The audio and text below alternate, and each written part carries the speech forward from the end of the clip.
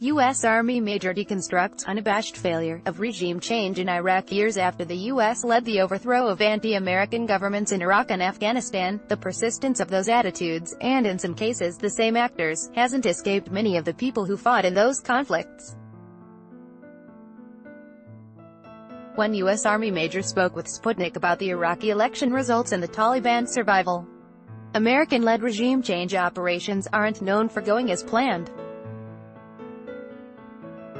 In Afghanistan, which the U.S. invaded in part to remove the Taliban from power, the group remains a formidable military force.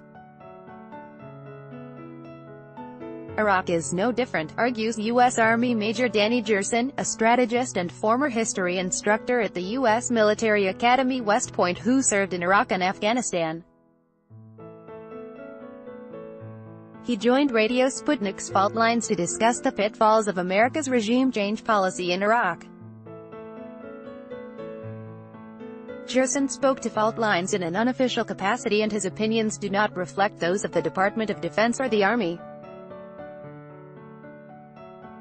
Jerson spoke to Fault Lines in an unofficial capacity and his opinions do not reflect those of the Department of Defense or the Army.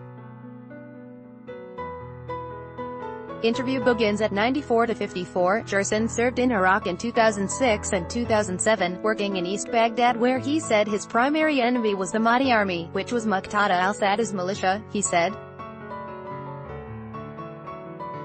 Muqtada al-Sadr, who is an anti-American former warlord and militia leader, has rebranded himself in 2018 as a reformist and a nationalist and a politician rather than a warlord, Jerson told Fault Lines hosts Lee Stranahan and Garland Nixon. On May 12, Iraq held parliamentary elections.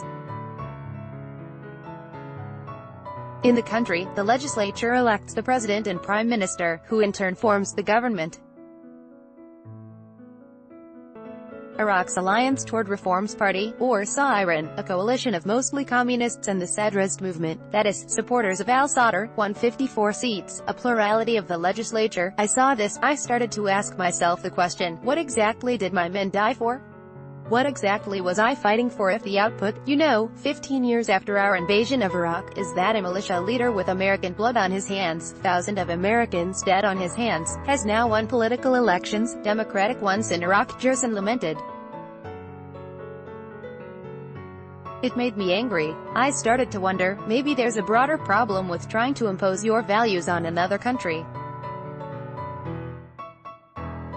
Maybe there's a broader problem when you topple a dictatorship or you topple a government, because you never really know what comes next, he told Fault Lines. And sometimes the unintended consequences of regime change are far worse than leaving someone in power, he observed. The 2003 U.S. invasion of Iraq, a $2.4 trillion boondoggle that cost the lives of nearly 4,500 U.S. service members, was a tragedy for the United States, the major said. It was an absolutely unabashed failure, he added. But more importantly, it was an absolute tragedy for the Iraqi people, he said. Some 460,000 Iraqi civilians are believed to have died for reasons associated to the war. And life for many Iraqis actually deteriorated after the fall of Saddam Hussein's government, Jerson told Fault Lines.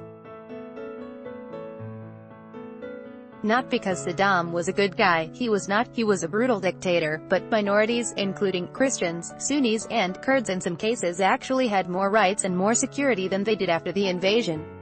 The major chalks it up to the power vacuum created by a successful regime change which in Iraq was largely blamed for the spawn of Daesh.